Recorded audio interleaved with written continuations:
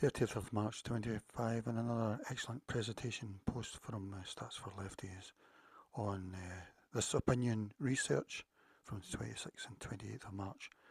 And it's just hard to believe. The voting intention amongst poorest and richest. And I think that poorest is meant to be under 20k, richest is over 80k income. And under the poorest, Reform are the way ahead. And then the Tories are second in 19%, they're way behind. And then Labour in 17%, that doesn't make sense really. Although Labour have, Keir Starmer's consciously said, is a party of workers. He's not saying working class or the party of disabled really, or a party of welfare or whatever you want to call others. So I don't know if this is a big change from recently. I'm looking at it from a Reform point of view. So Reform been way ahead with those under 20k income is incredible. 34%. It's not even. I mean, they would easily get well, I don't know if they get a majority, but it'd be pretty close. But they're way ahead, and that's quite hard to believe, really.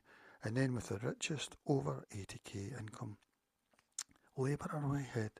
So Labour are the party of the ultra rich, really the higher rate taxpayers, 39%, and nothing's close to them. I mean, second is the Tories in 22%, then third Reform at 21%. In both these groups, it's interesting to see the Greens do pretty well with the poor on 11%, but with the rich, they do really badly on 3%.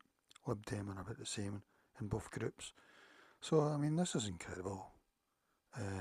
Someone said it's been like this since 1994, and I don't know about that though, but if it's that long, but it was, I have heard that Labour were becoming the party of the middle class, really, the uppity type ones, the Hugh Grant movie type.